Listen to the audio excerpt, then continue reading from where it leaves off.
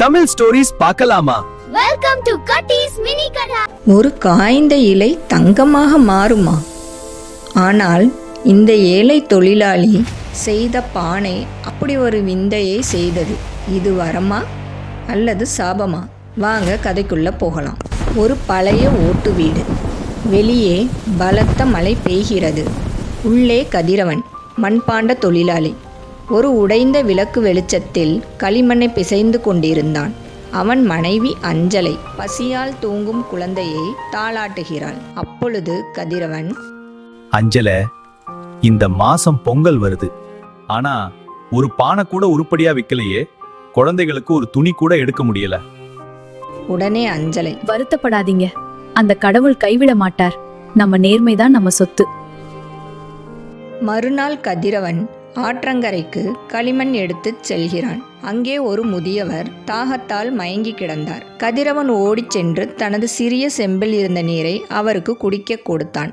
அப்பொழுது அந்த முதியவர், மகனே, இந்த வறண்ட பூமியிலும் உன்னிடம் இருக்கும் கடைசி சொட்டு நீரை எனக்கு தந்து விட்டாய். உன் மனது தங்கம் என்றார். முதியவர் திடீரென மறைந்து போகிறார். அவர் அமர்ந்திருந்த இடத்தில் மினுமினுக்கும் ஒரு விசித்திரமான பச்சை நிற களிமண் இருக்கிறது.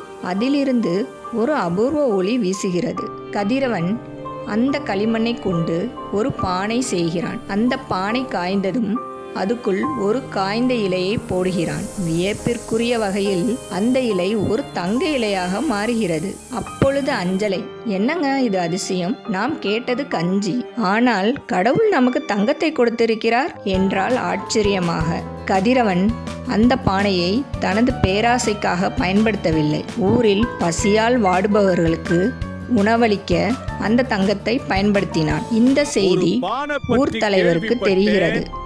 அவர் கதிரவன் வீட்டிற்கு அடியாட்களுடன் வந்து மிரட்டிய அந்த பானையை பிடுங்கிச் செல்கிறார். ஏழை பயிலிடையது இப்படி ஒரு பொக்கிஷம், இது இந்த ஊர் பஞ்சாயத்துக்கு சொந்தம் என்றார் ஊர் தலைவர். அது எங்க குடும்பத்துக்கு வரும். ஊர் தலைவர் தன் மாளிகையில் அந்த பானையை வைத்து அதற்குள் நிறைய இரும்பு துண்டுகளை போட்டு தங்கம் வரும் என்று காத்திருக்கிறார். ஆனால் அந்த பானையிலிருந்து தங்கம் வருவதற்கு பதிலாக விஷப்பாம்புகள் சீறிக்கொண்டு வெளிவருகின்றன. ஊர் தலைவர் உடனே அலறுகிறார். ஐயோ, காப்பாத்துங்க, இது சாபமான பாம்பு. கதிரவன் ஓடி வந்து பானையை தொட்டதும் பாம்புகள் அனைத்தும் மீண்டும் நறுமணமிக்க மல்லிகைப்பூவாக மாறுகின்றன. மாயப்பானை யாருக்கு பலன் தரும் தெரியுமா?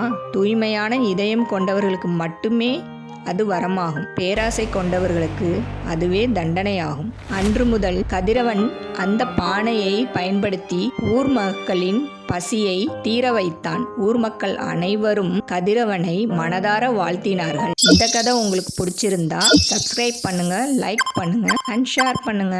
தேங்க்யூ.